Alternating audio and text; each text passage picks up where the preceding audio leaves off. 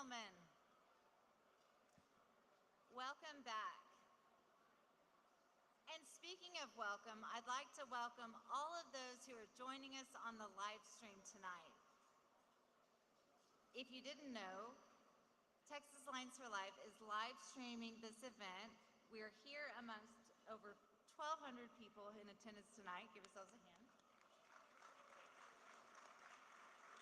But there's so many of our fellow pro-life warriors that could not be here this evening. And with the grace of modern technology, they're joining us here on live stream. And I know how valuable and important that is because our family, my husband Casey is here with us this evening, but we had to take that opportunity. A couple of years ago, we were just not able to come. I'll just go ahead and say it. Casey got COVID, and so we didn't get to come down and join y'all in person, but it was actually a blessing in disguise because we brought the computer in and we all sat around as a family and watched this event and watched the amazing speakers that Texas Alliance for Life presented, just as we're about to do starting this evening. And speaking of which, we are about to kick off the event with our amazing executive director. But for those of you who don't know me, again, I'm Rhonda Moreland, Rhonda K. Moreland. Some of you know me as producer Rhonda K., the producer of The Mark Davis Show, the best political radio show in the state of Texas. From Dallas-Fort Worth Market, you can join us on Monday through Friday, 6 to 10 via podcast for those of you who live here in Austin. But if you do live in Dallas-Fort Worth, please tune in to 660 AM The Answer, where we talk about a lot of different issues. But I've been very blessed to do that for almost 10 years.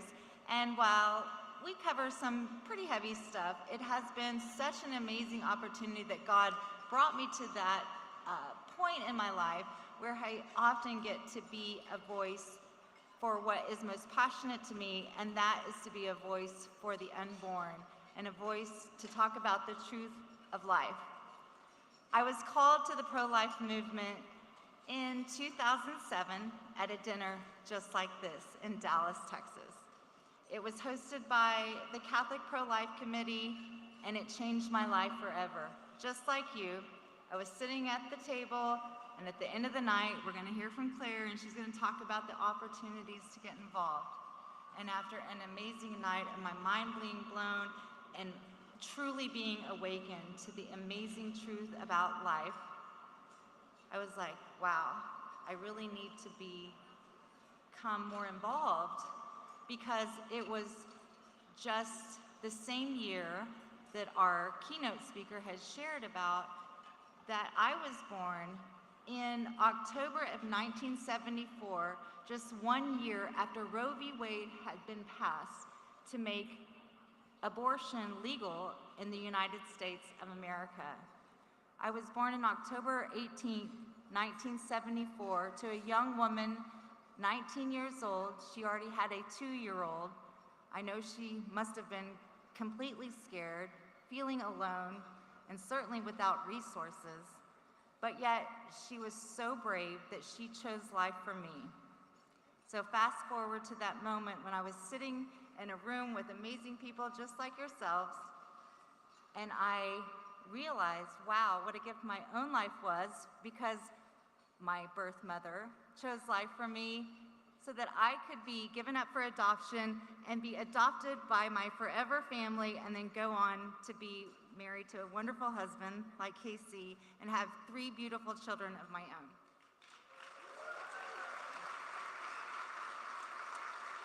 So after I was called to the pro-life movement, I fast-tracked, and a few months later, maybe found myself down here in Austin, standing on the steps of the Capitol, all enthusiastic, big pro-life rally on the steps, and I saw Dr. Joe, who I'd met at a pro-life event up in Dallas, and I was like, after I made my way up to the stage, and I was like, Dr. Joe.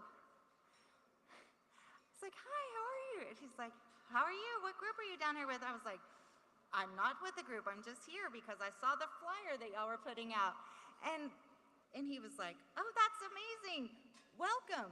Would you like to meet some pro-life legislators? And I said, absolutely. And so that's where I kind of found my niche in the civic action portion of the pro-life community, and that's why Dr. Joe Poyman is such a special mentor and friend, and now I get to have the honor of serving on his board. Please help me welcome Dr. Joe Poyman.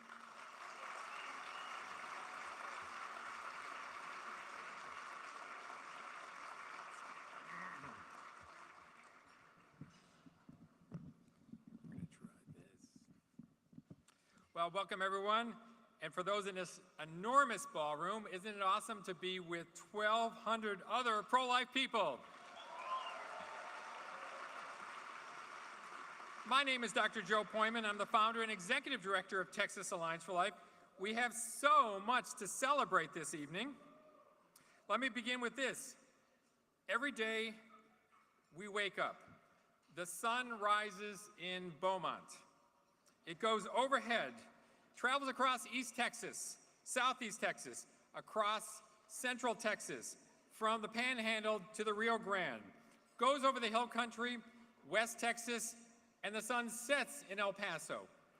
And all 23 abortion facilities in Texas have ceased performing abortions.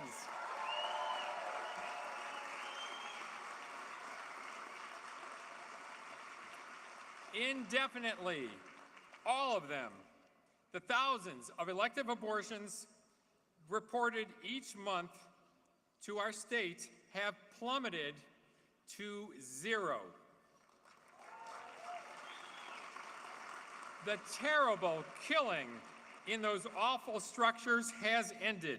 The abortion industry, which has done so much harm to mothers and babies, is crushed. How did this happen? Well, it's been decades to get here, but in most notably in 2021, the Texas legislature passed a bill called House Bill 1280, the Human Life Protection Act, to completely protect unborn babies from abortion beginning at conception, once Roe v. Wade is overturned. Well, that was 2021. Thank you, legislature, because that bill was among Texas Alliance for Life's top priorities and of our principal partners. Our principal partners, the Texas Catholic Conference of Bishops and Texans for Life, and a bunch of other groups. The Supreme Court did overturn Roe v. Wade in June of last year, and the Human Life Protection Act went into effect just a matter of weeks in August 2022. And I can tell you, it has been the last stake in the heart of the abortion industry. Now, like all abortions laws in Texas, women on whom abortions are performed cannot be prosecuted.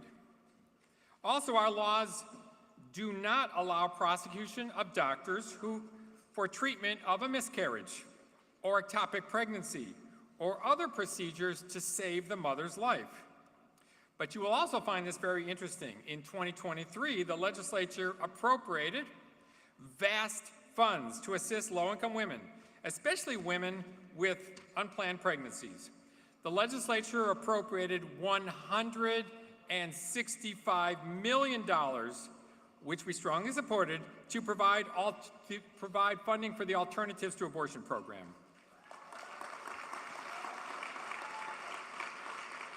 That program helps more than 100,000 women every year facing unplanned pregnancies to assist them in carrying the baby to term, giving birth, and keeping or placing that baby for adoption.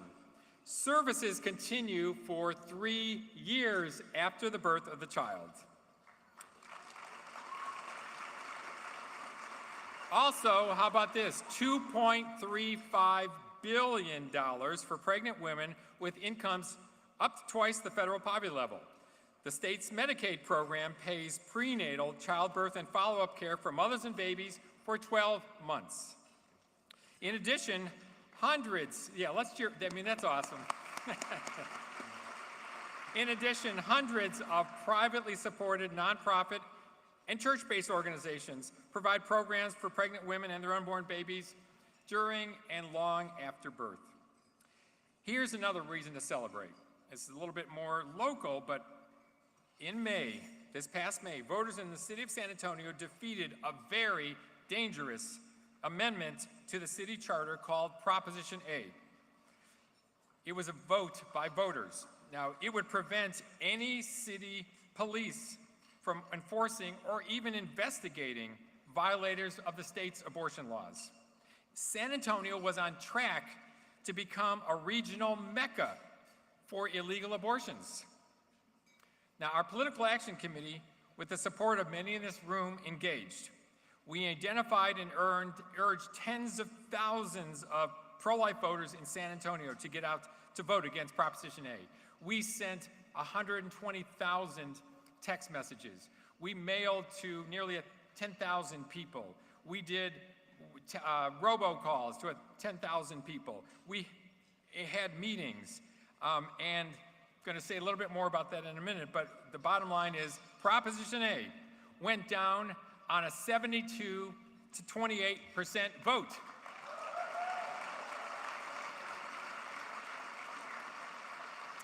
Going forward, now, between protecting both mothers and babies from abortion, our state still has so much work to do.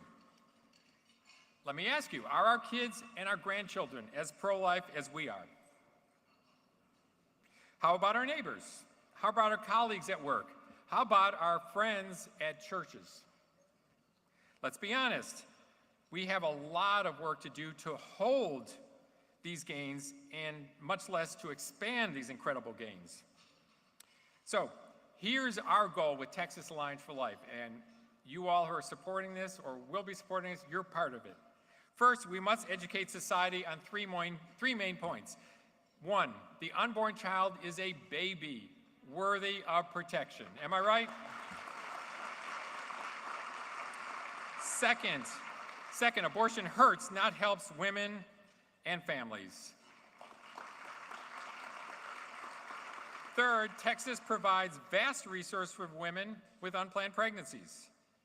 Now, we are launching a major educational campaign on social media, emails, websites, speaking engagements, and fund permitting broadcasts to educate Texans. Okay? Are we ready to cue this up? Watch this short video. Do pro-life laws put women's lives in danger? Texas pregnancy centers are well equipped to support women, men, and their babies. You may have heard of a controversy involving how Texas law should best handle difficult, sometimes heart-rending situations. Without abortion in Texas, physicians will have to treat both patients, mother and child. The minority community are the targets in the abortion industry. We must understand and embrace the entire arc of the human person. There is no consistent correlation between abortion and women's progress. And all children deserve loving parents. So we ended up adopting 4 little ones.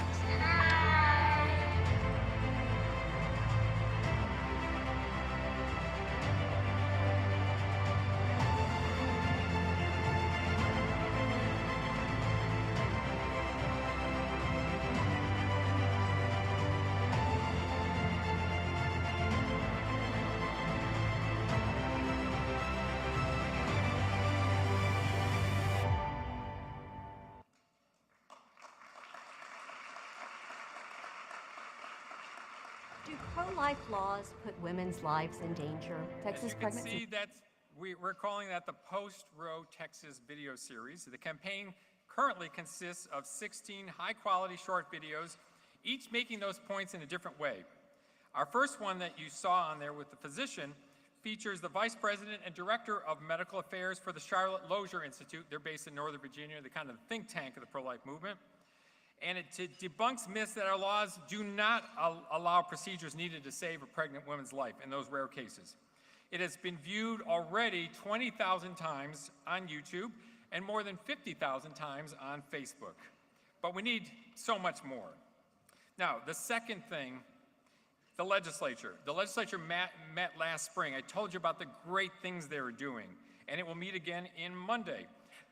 I didn't tell you that last spring there were 10 bills introduced that would have kind of gut the Human Life Protection Act, broadening the exceptions for the life of the mother. Those exceptions would have allowed abortions on babies conceived in rape, or babies with life-limiting or terminal illnesses, or for a variety of other reasons. Those bills were all killed. They did not even get a committee hearing.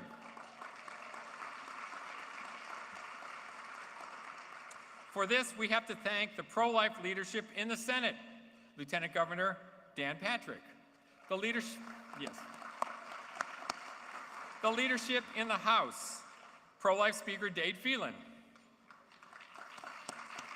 The pro-life majorities we hold in both chambers, and of course we have to thank our pro-life Governor, Greg Abbott.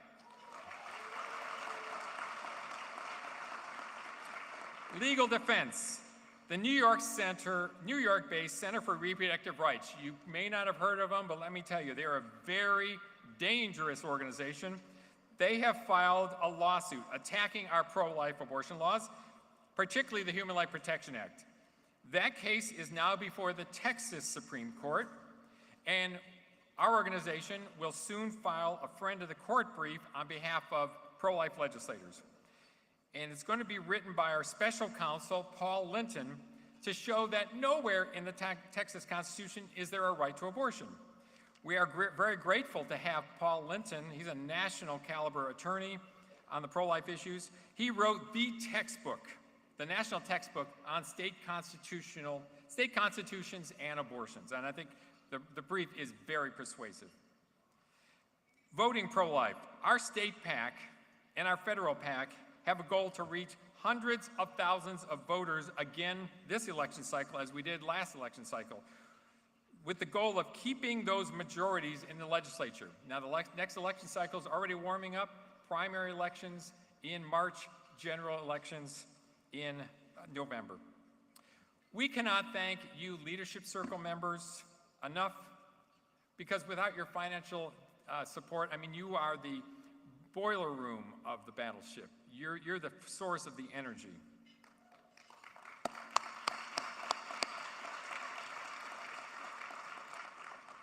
I also want to thank our sustaining members who help us with our ongoing expenses. They give us generously each month to us. And I want to thank everyone who donates in any way, with time or with money. Now, at this point, I want to ask Congressman Tony Gonzalez to come up here.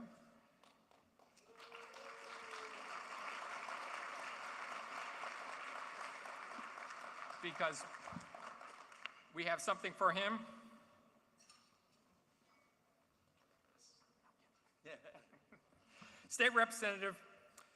Congressman Tony Gonzalez represents the 23rd Congressional District of Texas, a vast swath of Texas that stretches from Bexar County all the way out to El Paso County. He's married to Angela, who is here, and they have 6 children.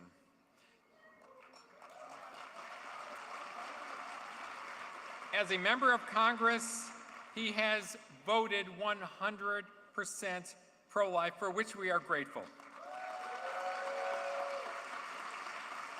We also want to thank him for his early support in defeating the deadly Proposition A in San Antonio. Let me tell you, when that proposition was first announced in January, this past January, let me tell you folks, it looked pretty grim.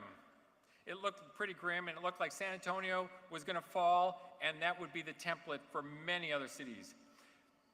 One member of Congress came out, one elected official came out and announced his absolutely undivided opposition to that, came out with news conferences, communications. He was the tip of the spear, and as I told you, the results were fantastic. So, Congressman Gonzalez, we wish to thank you, and we wish you to have our Courageous Defense of Life Award.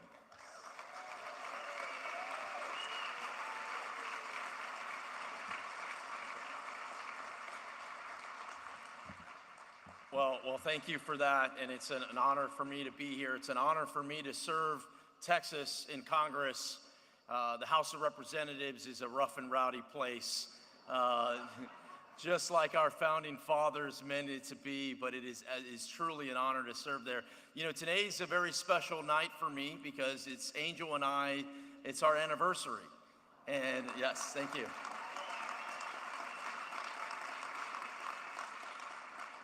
And we are prolific pro-lifers with our 6 children. I often joke I really am Catholic. Family is everything to us, just like immediately it feels like a family in this room and for those that are watching abroad and throughout the country. You know, right now, there's no doubt that the pro-life movement is more alive than ever before, and we have to take advantage of that.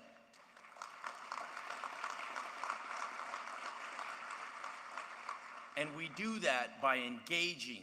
We do that by going to places that maybe we haven't gone before. We don't change the message. We're on the right side of life. We know that. We've known that for years, but we can't shy away from the areas that we think are tough to get to.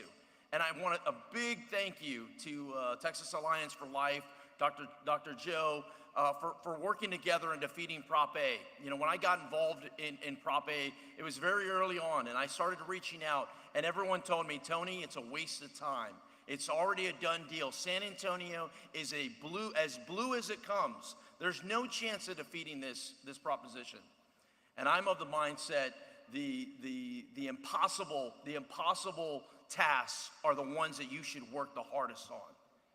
And I love a fight. I spent 20 years in the military. I spent 5 years in Iraq and Afghanistan. I'm of the mindset you run to the fire, not away from it. We reached out.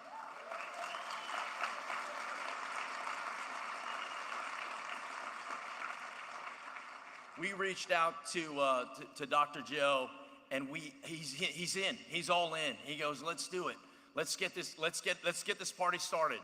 And I really want to thank Michael Zuniga, because we often talk about being pro-life. We have the principles, but it also takes us getting in the arena.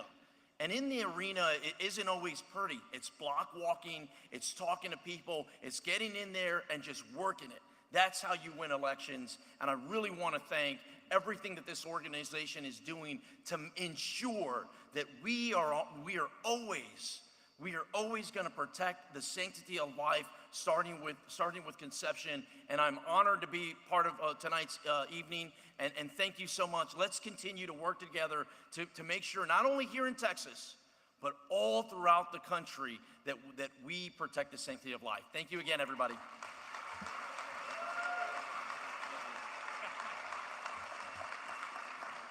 Isn't he great? State Representative Stephanie Click represents District 91 here in Fort Worth, which is her district's comprised of Haltom City, Richland Hills, North Richland Hills, Watauga, and a portion of Fort Worth. All right. One of your constituents is here. She has served since 2013.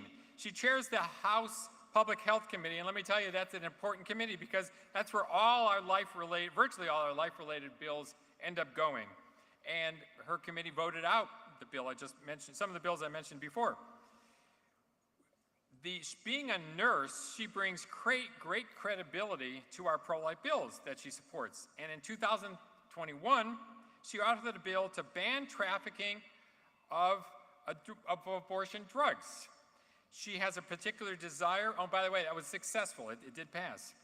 She has a particular desire to protect vulnerable patients of all kinds, especially at the end of life.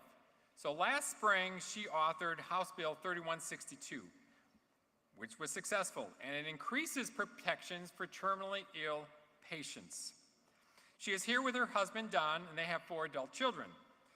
Sometimes, Representative Click, sometimes the word tireless is overused, but in this case, it's entirely appropriate with respect to Representative Click. She does work tirelessly, and Representative Click, please accept our Courageous Defense of Life Award.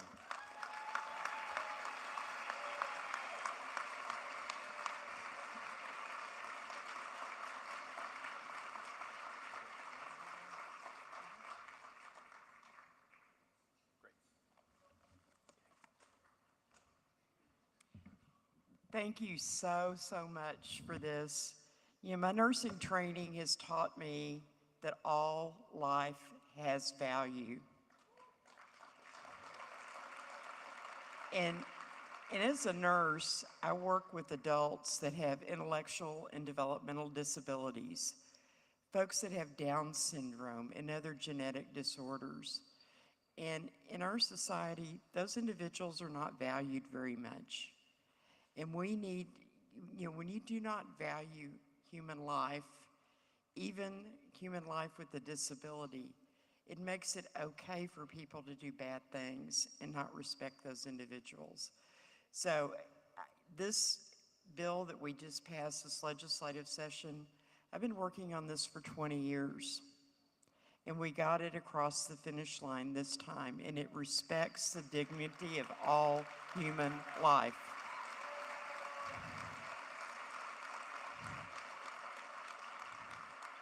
Thank you so much for being a great partner in negotiating legislation, Alliance for Life.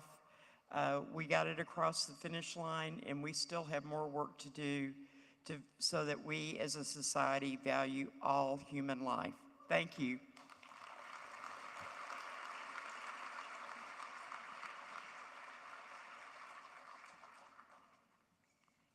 Thank you, Dr. Joe and Joseph, for presenting those words, well-deserved, to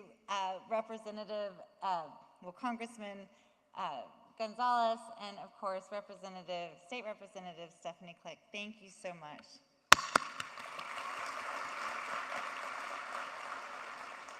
All right, are we having fun yet?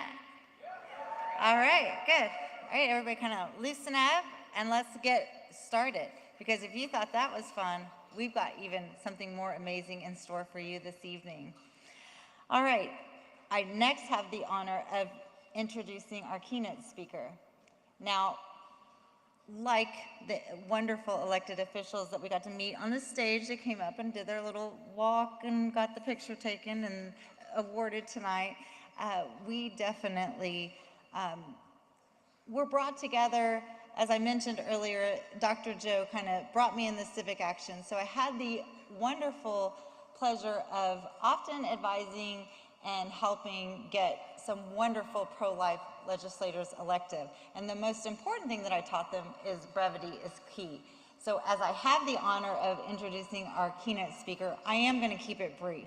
So the few things that I would like to say about our keynote speaker that we're about to bring up tonight is, first and foremost, because those of us who have the honor of being parents, is how amazing our children are. And so our keynote speaker did bring his beautiful daughter, Aaliyah, here this evening. So thank you so much for joining us, Aaliyah. Our keynote speaker tonight, Ryan Bomberger, and his beautiful wife, Bethany, have put together an amazing nonprofit of Radiance Foundation. You may or may not be familiar. When you walk away this evening, you will know these names of this amazing family and their impact on the pro-life ministry and what a leader they've been in bringing people to the truth of life.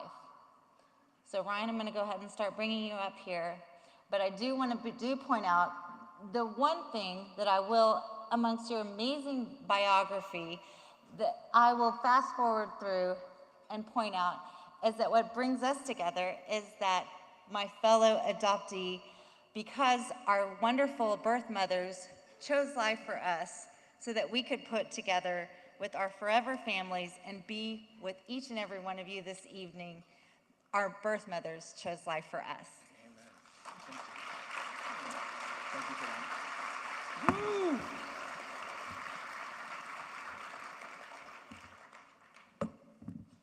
I love being adopted, both in the earthly sense and the eternal sense.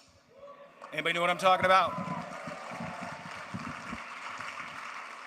It is great to be back here in the great state of Texas. I love coming back to Texas, been here many times. I just thank Dr. Poyman and everybody who's part of Texas Alliance for Life, an amazing organization. It's been a blessing to be able to partner with you and so many different things. So it's awesome to be here tonight to be able to talk about what I'm passionate about. I feel grateful that Governor Abbott made me an honorary Texan since I've been here so many times. So I just wish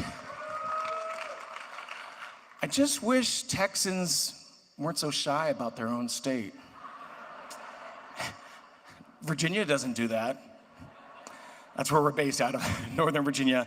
Have you ever heard of Loudoun County, Virginia? Yeah, that's where we're from. School board's gone wild. That's where we live and where we fight. But you know, no matter where you are across these great United States of America, we have to forever be vigilant because evil is relentless. But guess what? We have a really good God who is more powerful than any of these forces out there. And so, years ago, my wife and I started the Radiance Foundation. We wanted to do three things. We wanted to illuminate, educate, and motivate. We wanted to illuminate that every human life has God-given purpose, whether you're planned, unplanned, whether you're able, disabled, red, yellow, black, brown, or white.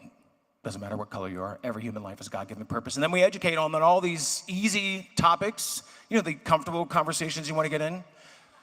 Abortion, racism. We love talking about adoption. We talk about fatherlessness. We talk about sexuality and all the confusion out there. We talk about free speech, religious liberty, basically the war on common sense. How many of you know that there is a war being waged right now?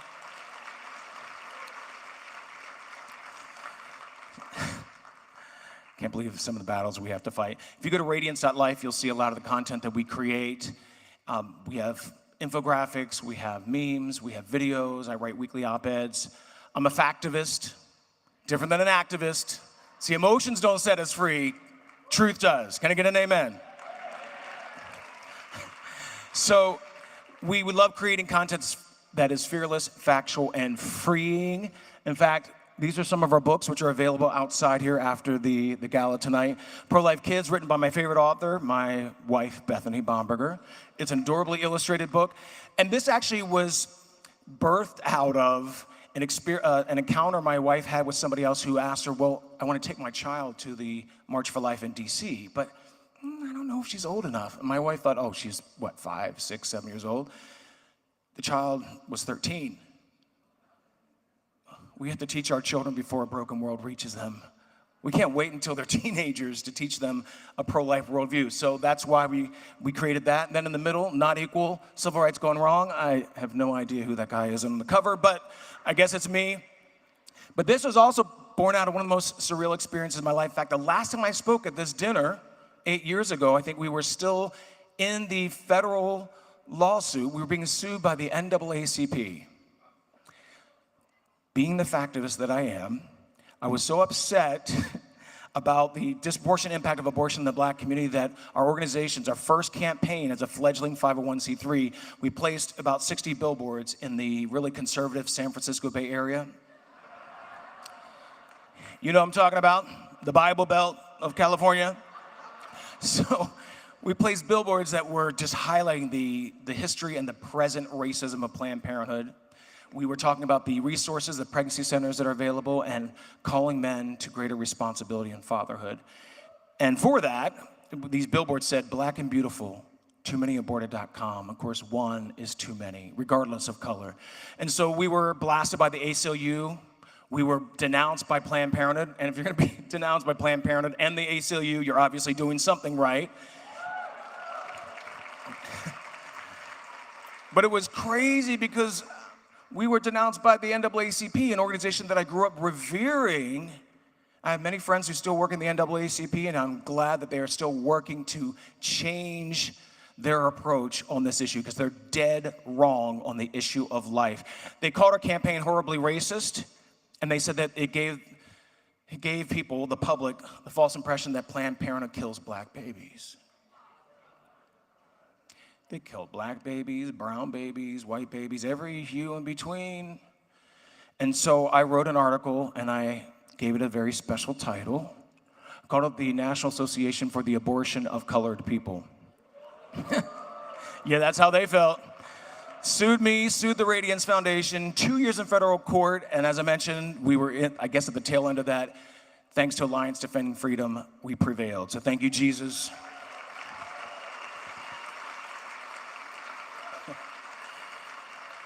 So crazy. I just think it's funny. I mean, they sued a brown guy for exercising one of my most basic civil rights, free speech.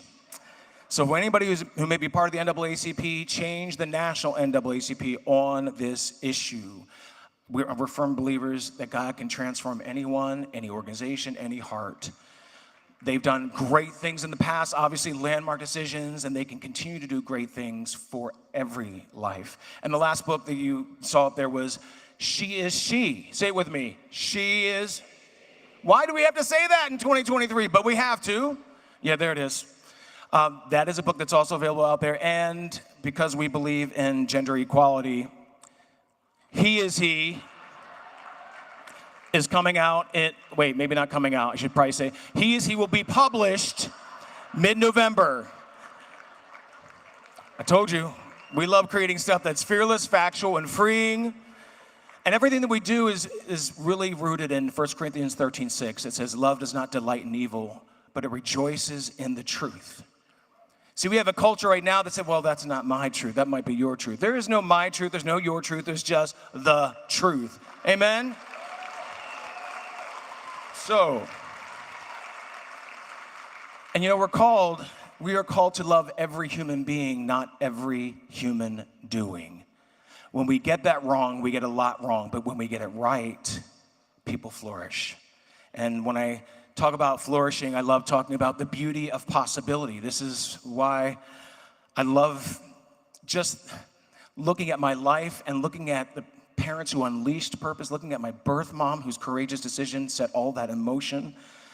I'm from a small American family of 15. I have 6 brothers, I had 6 sisters, and we had 1.5 bathrooms. Let that sink in. Grew up on a farm in Lancaster County, Pennsylvania. If you've ever been to Lancaster County, you've heard of the Amish, right? Right. I get asked, I travel all over the place, and people are like, oh, you're from Lancaster County? Are you Amish? No. I like electricity too much. I love the Amish, though. My grandparents were Mennonite, which is kind of like Amish light. But I grew up in a family where so many of us would have been so easily written off because we weren't planned, because we had disabilities. For whatever reason, the world constantly thinks that it can write people off. I thank God that my parents didn't write us off. So they understood that life is not picture perfect, and I think that's actually what makes it so beautiful. Life is never picture perfect. Human beings come in all different shapes, sizes, colors, and abilities. No matter how much we plan, no matter how much we think we're prepared, the unplanned happens all the time. It's how we respond to the unexpected that shows our true humanity. But many do not see the value of every human life. Too many are willing to discard those who don't fit the picture of perfection. Abortion destroys the chance to love and to be loved. We never know what will fill the frames of our lives, or how empty those frames can be when we allow exceptions. Every life is a gift. Anybody believe that in here tonight? I know Texas Alliance for Life believes that. I know that's what they're pushing. Can't wait to see that series be rolled out. But every human life is a gift. The world doesn't see it that way, though. The world sees children as a burden. I thank God my parents saw us as a blessing. They didn't exactly plan on having a family of 15. In fact, this is the early version of the Bomberger family. It's like the Bomberger's the first edition. And so here you have my parents, Henry and Andrea Bomberger, and my first 3 siblings, Dory, Corinne, and Todd. I call them the homemade ones. Because I don't like when people say, when they talk to me and say, well, what about which ones are the natural brothers and sisters? That's weird terminology to me. Don't say natural. I'm not unnatural. So I'm gonna use homemade. I don't know, maybe that's not the best one, but it's all I got. But people often ask me, what inspired, what influenced your parents to adopt? And sometimes you hear that undertone. It's like, what possessed your parents to adopt 10 children? Two things, love and brokenness. See, a picture is worth 1,000 words, but sometimes you still have to explain that picture. What you can't know from this image is that my mom grew up in poverty, grew up in a trailer park, had an alcoholic father who was emotionally abusive. And so at the age of 5, while her parents were separating, my mom was placed in a children's home, an orphanage, for an entire year. And it's amazing how we underestimate kids. Anybody work with kids in here? We often underestimate the way that they receive and they perceive the world. But at the age of 5, my mom's world was radically transformed. Her heart was so moved by another girl's experience, and this other girl had physical disabilities, and no one ever came to visit her, not once. And that broke my mom's heart. At least she had her mom and her dad visit her separately, but no one came to see this girl. And so she remembers getting down on her knees one night and just praying to God, God, help me be a mommy to those who don't have one. So that's where the heart for adoption began. And my dad, Henry Bomberger, the most amazing man I've ever known, was on the same page, because if you're gonna adopt 10 kids, you better be on the same wavelength, just saying. I mean, if you adopt one kid, you still need to be on the same wavelength. Yes, husbands and wives, that makes a strong marriage. So here's the first moment that my mom was able to hold me right there. I know I was once cute, but things change. I will say that that is one of the largest passy rings ever, but so this is actually me at 6 weeks. I was adopted out of the foster care system. And again, it's amazing because adoption unleashes purpose. I've seen it in my family's life, but self-sacrifice unleashes purpose. What a lot of people don't realize when they hear about our story is what my mom had to go through. As an adult, she still tried to reach out to her dad, still wanted to love him, realizing that his only way to healing was through Jesus. So she never gave up on him. And he was involved with the original Bomberger 5 that you saw. But the moment they talked about adopting me, I don't know if you notice, I'm brown, but he said, and I'm gonna make this PG, if you bring that black child into your family, you're gonna ruin your family. So my mom literally had to lose a father in order to gain a son.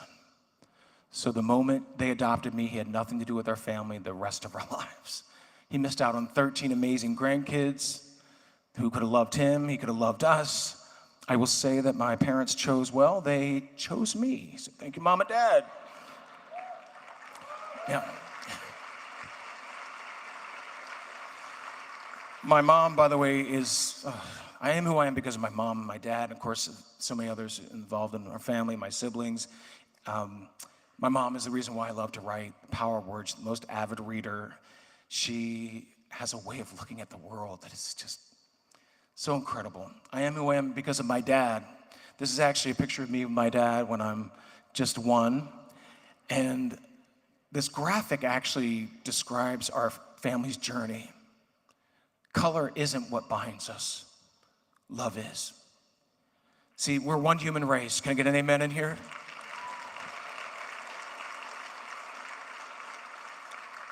I know people mean well when they say we should be colorblind, and I know people mean sometimes the legal system should be colorblind. Of course that should be, but we shouldn't be colorblind. When people say, well, when I see you, I don't see brown or black, well, then what do you see? Don't deny it. I mean, we all have beautiful hues. God created color for us to enjoy and to celebrate each other, not to separate ourselves by it. Acts 17:26, from one blood he created us all. If we could just get our culture to that place, because now we're at this place where color is everything and content of character means nothing. That's not right. We're not moving forward in that. But my parents, they taught us to love our backgrounds, to love who we were, because we're all created in God's image. My dad, really the most amazing man I've ever known. Same man at home as he was outside of the home, a man who loved Jesus. My parents loved Jesus. And when you love Jesus, the natural outflow of that is loving people. My dad passed away At the height of COVID, I know a lot of us probably lost loved ones during COVID. It's the most painful thing I think I've ever experienced. Losing a man who was a father to the fatherless, who chose to love those that others abandoned. He passed away on the anniversary of Roe v. Wade in 2021. But I will say that his life redeems that day for me. His life of faith and legacy, it's just amazing how that lives on. My parents shattered this myth, which is the DNA of the abortion industry, that unplanned equals unwanted equals unloved. There was no one in our family who was unwanted or unloved. In fact, this is when we were still a small family of 8. On there with the checkered collar, it was a handful. Oh my goodness. And now I have 4 handfuls. Thank you. My mom did wish that on me at one point in my life, and then she recanted it. I was like, it's too late. They're already here. I do love my kiddos like crazy. But in this picture, you see the title that the journalist, I feel like the journalist understood adoption. It doesn't just change the child. It doesn't just change the family. It changes the community, and sometimes it changes the world. You can see the title here, Unwanted Children Find They're Wanted. I don't think there is truly any such thing as unwanted. I mean, maybe by a biological parent or parents, but we are all wanted by someone. And in our family, I was the favorite, so I know that to be true. And here are all the Bomberger kiddos. Everybody's got an afro in the picture, it seems. You can see we obviously don't look alike. We're white and black, Native American, Vietnamese, able, disabled. Every one of us loved. Every one of us helping the other to be who God meant him or her to be. When people talk about, children shouldn't go in the foster care system, we have a lot of human systems that are broken. Every system is broken. But when I hear people like Simone Biles, the most decorated gymnast in history, who herself was adopted out of the foster care system, say that she didn't say pro-abortion, but she is pro-choice. No child should ever have to experience the trauma. Well, we don't want children to experience trauma. But to say that they're better off dead? No one is better off dead. We're all better off loved. And I just thank God for parents who love the mess out of us. Now I want to show you a picture of what supposedly unwanted looks like. Now this is just my family, my brothers, my sisters, their spouses and their children. And there is one extended family member. There's a little grandma in the middle of the picture. But this is what supposedly unwanted looks like. That's all of us.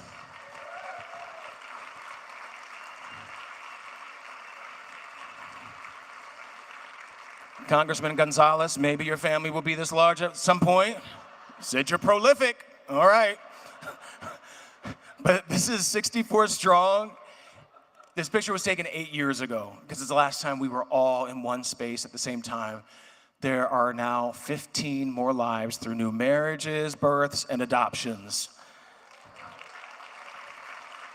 No such thing as unwanted. And this picture is possible because of courageous birth moms. Women who chose to be stronger than their circumstances, like my birth mom. I never met my birth mom. I searched for her years ago, and the search came up without a response. But as a creative professional, for years, I tried to figure out, how do I even thank her? What do I even say? So I wrote this song a few years ago called Meant to Be. And then I wanted to show, in some way, all the things I've been able to become in my life by the grace of God because of her singular decision. So I wrote these lyrics, I sang the lyrics, and I thought, even if I never get an opportunity to see her face to face, maybe some way, somehow she will see this online and understand how grateful her birth son is, that she chose to be stronger than abortion.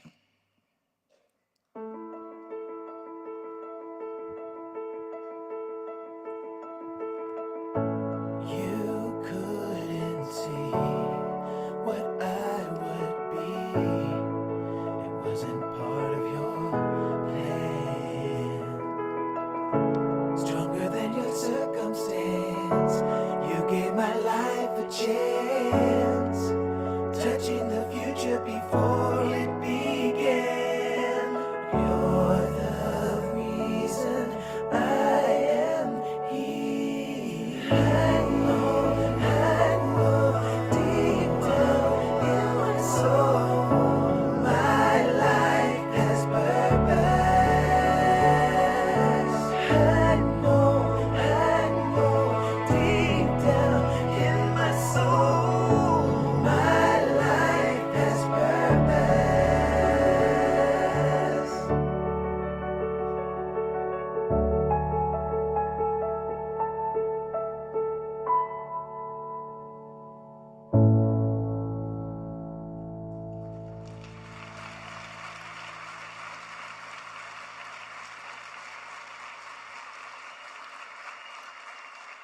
That's my story summed up in like a minute, 30 seconds.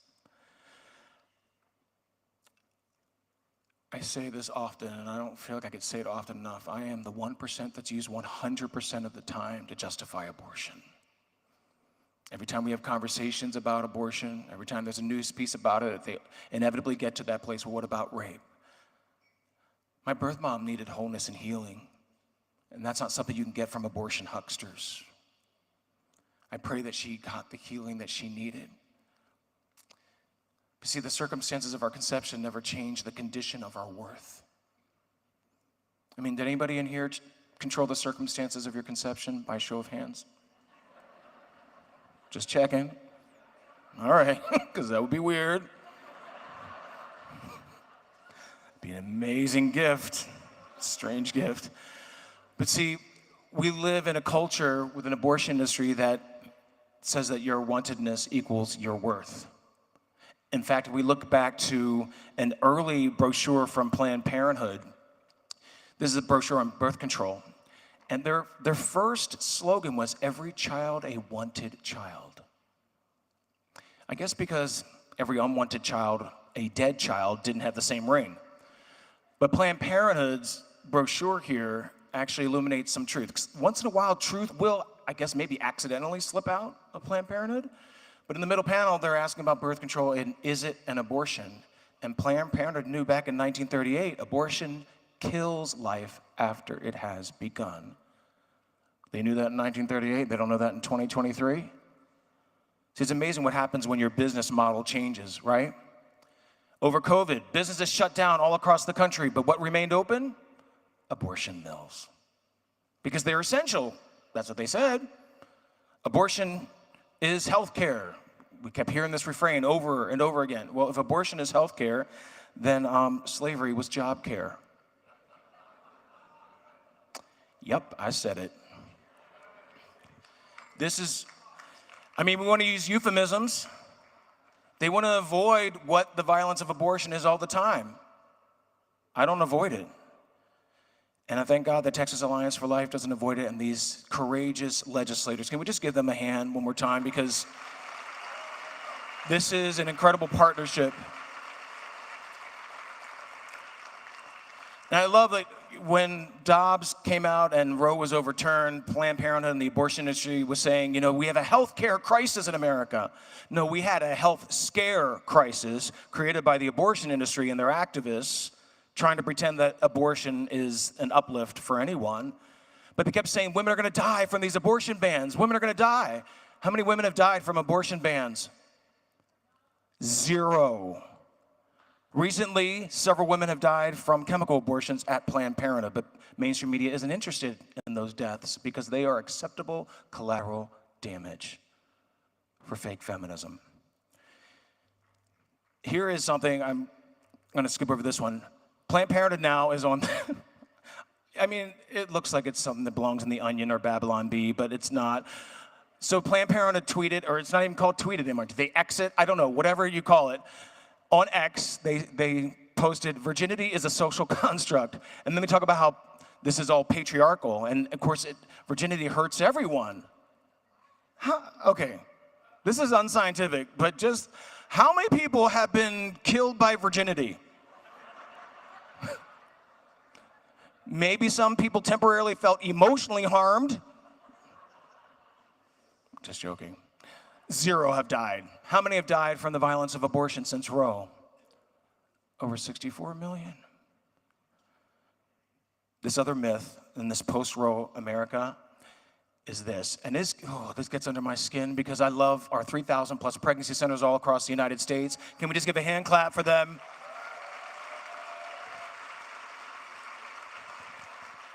They are, fake feminists prove over and over again that they're not about being pro-choice when they eliminate every other option other than the violence of abortion. But let me play a little clip for you, because this aggressive attack is happening all across the U.S. Thankfully, Texas knows how to ward some of these things off. But let me just play a little clip from someone who's considered a sage or something in the United States. Just joking. In Massachusetts right now, those crisis pregnancy centers that are there to fool people who are looking for pregnancy termination help outnumber true abortion clinics by 3 to 1. We need to shut them down here in Massachusetts, and we need to shut them down all around the country. You should not be able to torture a pregnant person like that. Okay, just a few things to quickly unpack here. First of all, it's a great thing that pregnancy centers outnumber abortion mills. Can we just give another hand clap for that? That's a good thing. And Senator Warren, I think the word you were looking for, pregnant people. How many men have ever been a pregnant person? How many men would like to give birth? Women, you are amazing. We are equal, but we are not the same. Thank you. I'm just saying. Can we give a hand clap to women?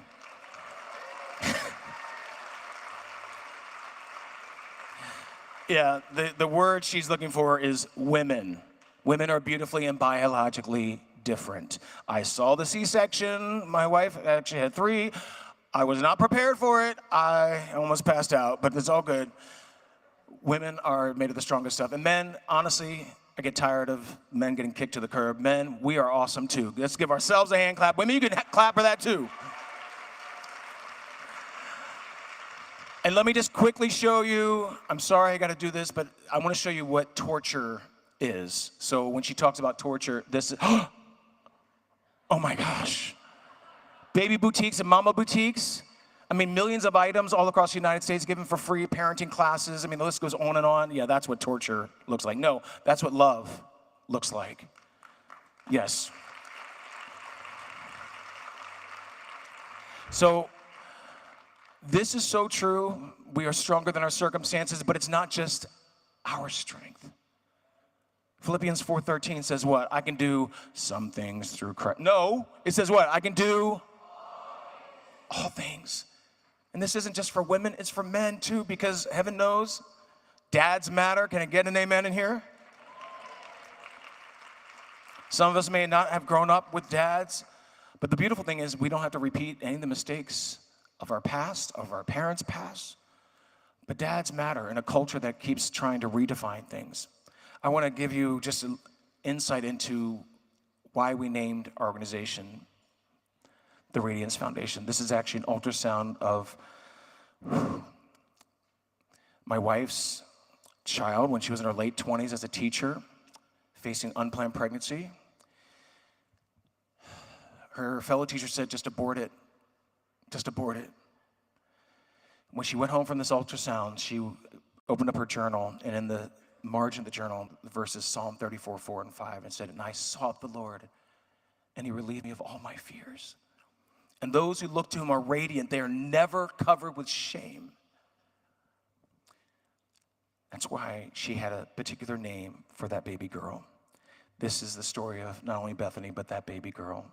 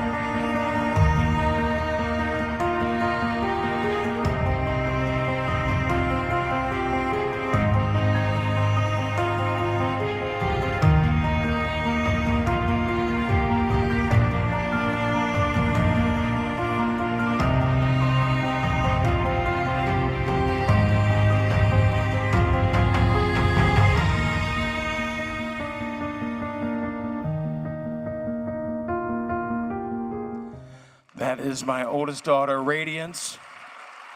The reason for the name of our organization, if I could just get one image up here.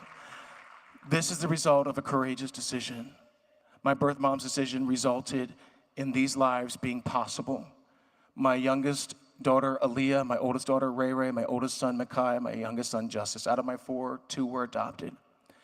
And none of this would have happened if someone hadn't spoken life and truth into her. So if you don't remember much of what I say tonight, remember this, that some of the best things in life are unplanned. So when you give tonight to Texas Alliance for Life, just know that you're making lives like mine and my family possible. Thank you. God bless.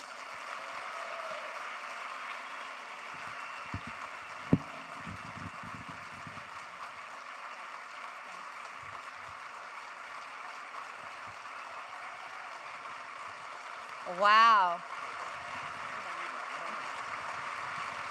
Thank you so much, Ryan. Thank you so much.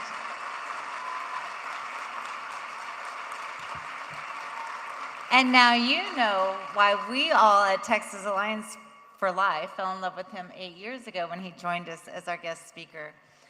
You know, something that we all have in common here this evening with Ryan, Congressman Gonzalez, and his beautiful wife, Angel, Casey and I, Joseph and Lisa, Dr. Joe and B, all the leadership members, all of us here tonight, our table hosts and guests. I mean, we all love our kiddos. Isn't that something that we can all find in common and unified, is that we all love our kiddos, whatever age they are. And each of us have those because our birth mothers chose life for us. And thank you to all the birth mothers out there.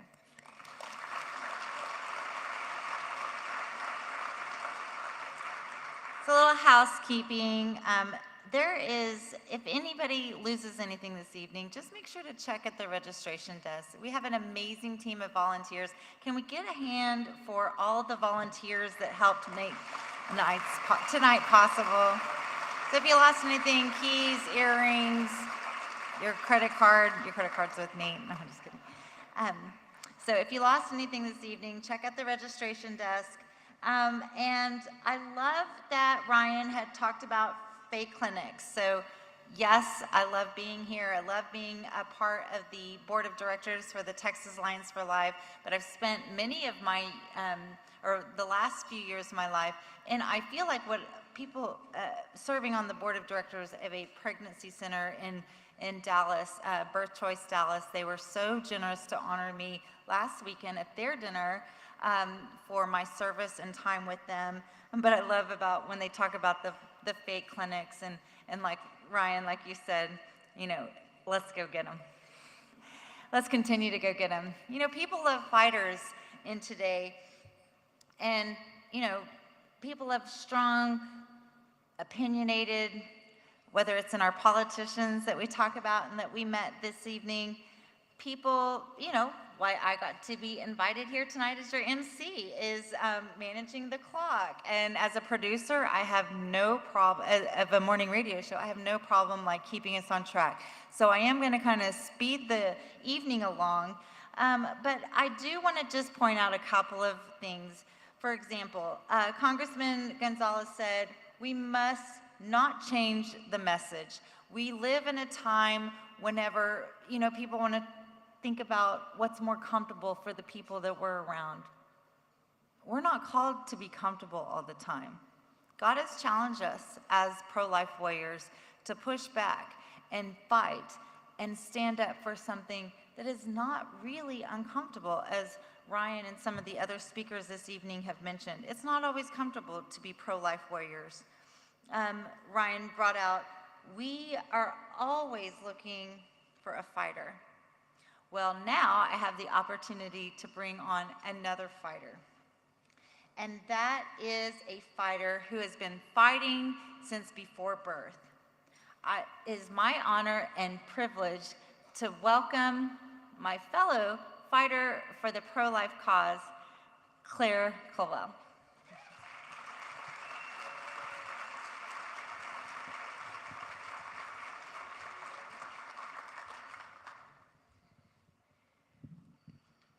It is such an honor to be here with all of you. I am actually from Austin, grew up in Austin, fellow Texan, and proud member of the Texas Alliance for Life Board of Directors. And it is truly a privilege to get to be here and to get to be a part of what Texas Alliance for Life is doing in our great state of Texas. And like Ryan, I have had the privilege of sharing my testimony across the country. And some of you may have heard it before, but I do it because what we are here in support of tonight, it is life or death for somebody like me and somebody like Ryan. I met my birth mother in 2009, and she told me that my life was a miracle. At the age of 13, she had an abortion, surrounded by nurses and doctors who never once asked her what her choice would have been.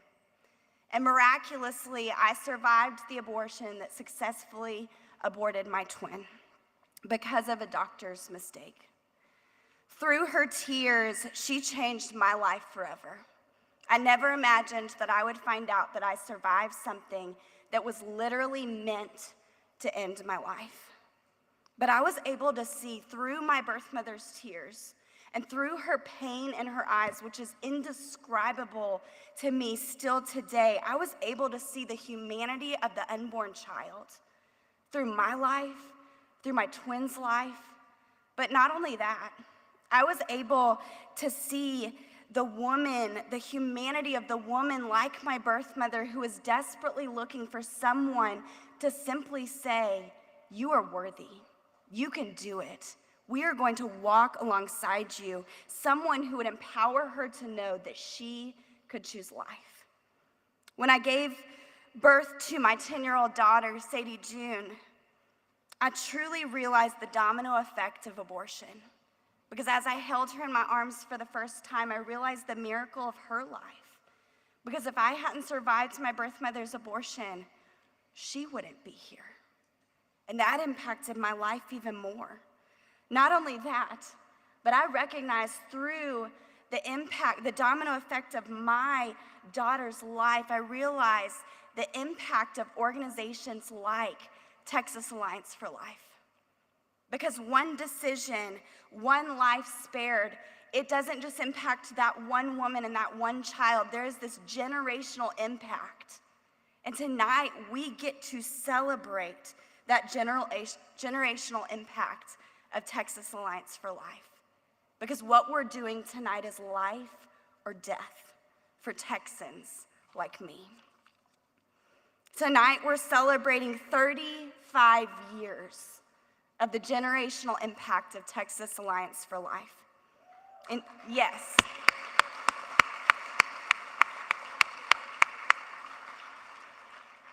in 1988, the year I miraculously survived my birth mother's abortion and was born accidentally, Dr. Joe Poyman and Texas Alliance for Life began changing hearts and saving lives in Texas.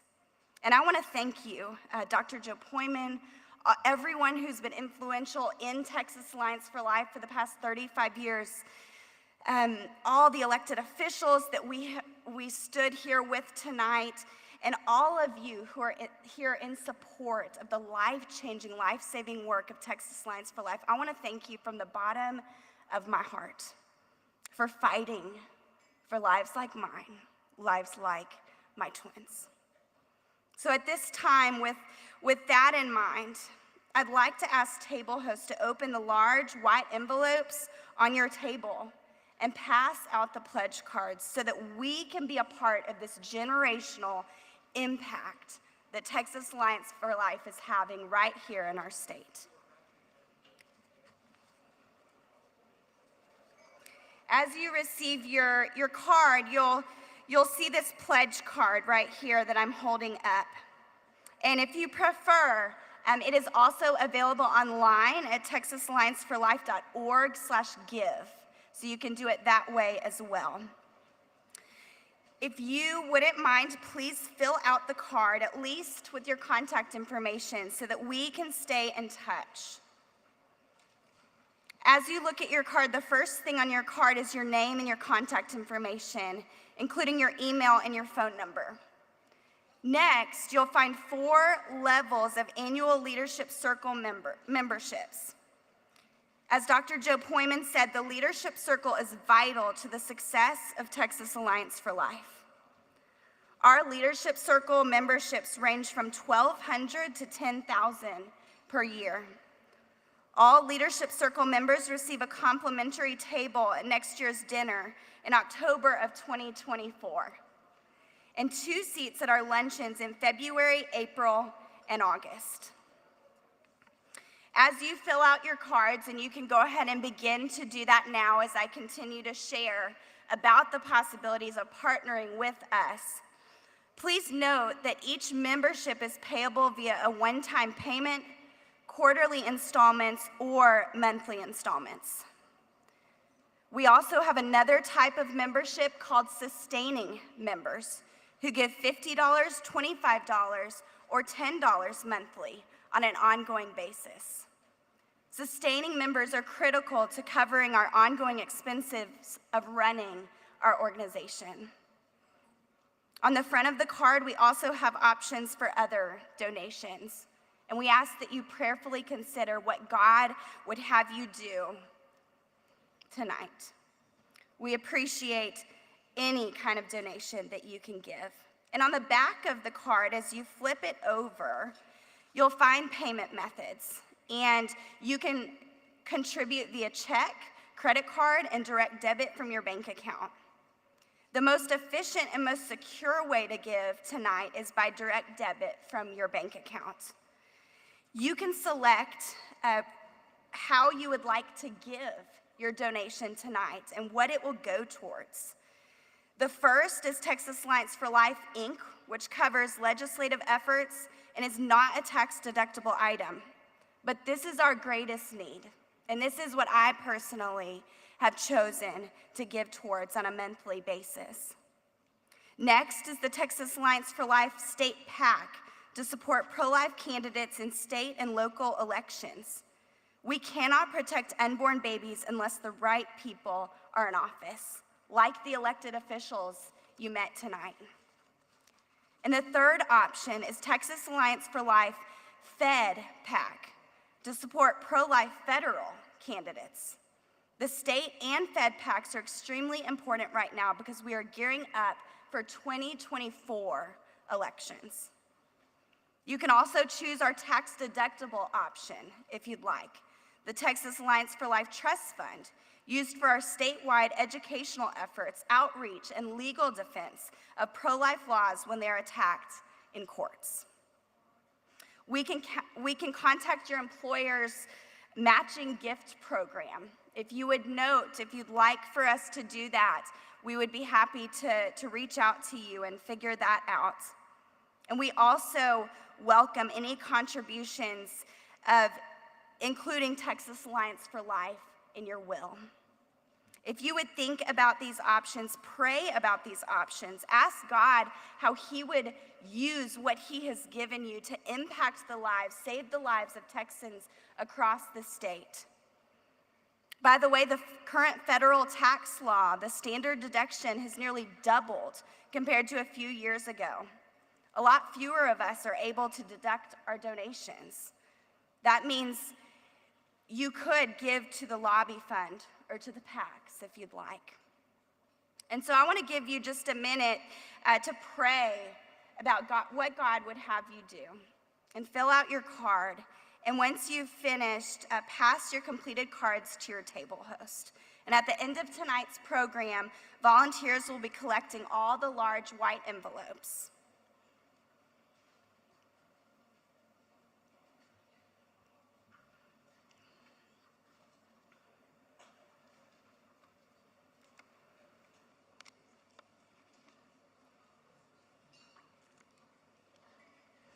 If you're watching online, you can make your donations anytime at texasallianceforlife.org/give.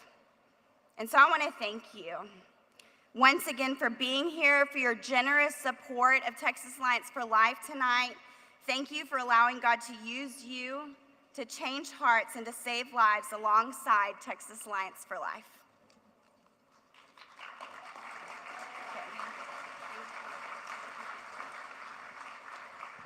Thank you so much, Claire. Again, thank you, Ryan and Aaliyah, for being here representing Radiance Foundation. And remember, as you're filling out your cards and being so generous with your contributions this evening, that it was at a dinner just like this where I was called to the movement. So be careful whenever you're like, I think I might need to do some. It's forever lasting when you wake up to the truth about life. So please be generous, support this wonderful organization so that we can continue our life-affirming work. And we are about to send you on your way. Father Evans, can you start coming on? So yes, Father Evans coming up for our benediction. And as he makes his way up to this stage, again, whatever you're able to do this evening, financially, maybe you are looking at the opportunity for volunteering in any capacity that you can give to our wonderful organization that supports education and keeping Texas the most pro-life state in the nation. I hope that you'll consider doing so. Come on, Father. I'm just chatting till you get here. All right, Father. Thank you. Thank you very much. And the first thing I want to do is say, I'm not here to bore me. You are the guilty ones. And I thank you for your guilt. And I hope that as you look at these cards on your tables, and as we go forward, one of the first things you will do is say, my guilt is so deep, I'm going to double my pledge right now. And this is no time like the present. Do it, do it, do it, okay? Now, along with this, let's start out with a very quiet moment. Praise God, from whom all blessings flow. All right.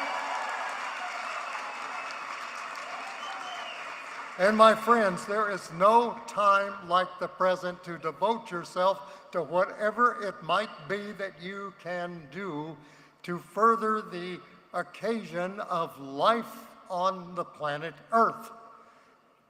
Support it, fight for it. Let people get angry with you. That is one of the greatest signs that you're being successful. There is nothing like getting a nasty note from somebody who says, I really wish you hadn't said that. As a minister, gee whiz, you know that's happened to me. Hard to imagine. I don't know why. I'm usually very quiet, unassuming, and I have nothing more to say about anything except what I consider to be the full truth, the whole truth, and nothing but the truth. And as we go forward with that, there is absolutely nothing we can do except to fight for what we believe. And if we truly believe it, then isn't that the way it ought to be?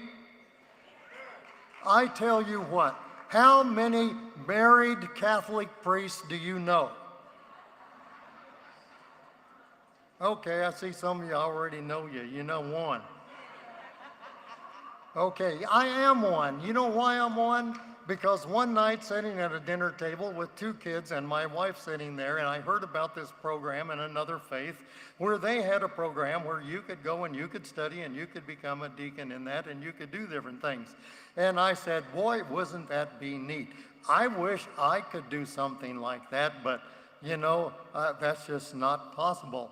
And my wife looked at me and she said, why not?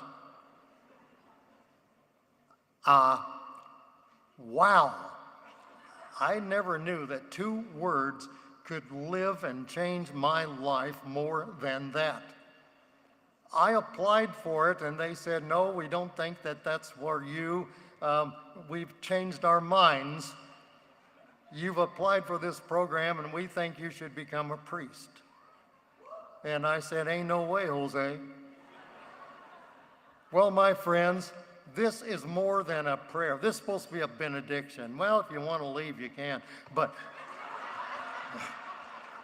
along the way here, I got to have a little bit of a testimonial, you know. I mean, I grew up in a family where I don't think anybody in my family knew a Catholic, but if they did, they probably shot him. But anyhow, my mother was baptized in a horse trough, literally, in a Baptist church in a small town in southern Missouri, just above the Lake of the Ozarks. And from that, she fell in love with some dude who just happened to have a mother whose name was Goldie. Well, you know what he was. So here you came into it and ended up raising a kid like me. He left, but I got a great stepdad along the way to whom I am forever grateful. He knew how to raise me. I wasn't adopted in the sense that as a baby, but I was adopted by him. God bless him. He is truly, truly of blessed memory. And so I stand here as a converted, some sort of a Southern Baptist and some son of a Jew who left the home and who somehow or the other through a dinner table conversation heard the words, "Why not?" And so I stand before you as a Catholic priest who says, God bless each and every one of you, and I really hope that you enjoy doubling your commitment on that paper tonight, because you will forever be grateful for it. And Joe Poyman, you know, we met him at a little dinner get-together when there wasn't anything called the Alliance for Life. It was a little dinner get-together, and it was over here at Wellison, kind of in South Austin, and we sat around this table. There were probably about 25, 40 of us, something like that, and Joe Poyman had an idea. He was going to turn this thing into something big. And don't you just know, my stepfather's favorite words were, with everything he said, probably at least every second or third sentence, he said, and by God, he did it. And it is through by God that he did it, and it is through by God you and every one of you out there are making it continue to happen, which is why we say, thank you, Lord. Thank you for bringing us together. Thank you for showing all of this love. Now, I could stand up here and embarrass a whole bunch of you that I know by name, and I could name you right now, and you'd say, I wish he just kept his big mouth shut. However, I don't do that very well. I met a man named Bishop John McCarthy. I'm starting to call him St. John McCarthy at this time because he looked at me and he says, why don't you become a Catholic priest? And I said, just in case you haven't noticed it, Bishop, I happen to be married and have 2 children. And he said, it doesn't bother me. And so he did. He sponsored me all the way through the Vatican. And I want to tell you, do you know how many rooms there are in that Vatican? They lose your papers every other room as it goes through, and it takes forever. But he did it. And by God, I stand here before you tonight making a testimony as a form of a prayer. Because didn't St. Paul say, pray without ceasing? Well, my wife tells me I talk without ceasing. And therefore, my friends, I offer that up as my prayer. And this is indeed my way of saying, God bless each and every one of you. Don't ever stop telling the truth and fighting for it, no matter the cost.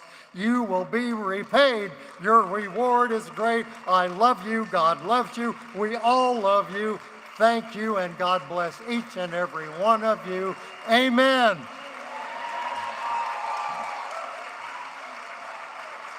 Wow, Father, that was amazing. Why not? Why not continue to stand for life? Ladies and gentlemen, wonderful pro-life warriors, please be careful on your way home. Continue to carry the light and the inspiration that you received here tonight out into the world. Go out, please be safe, and please come back next year. Thank you so much.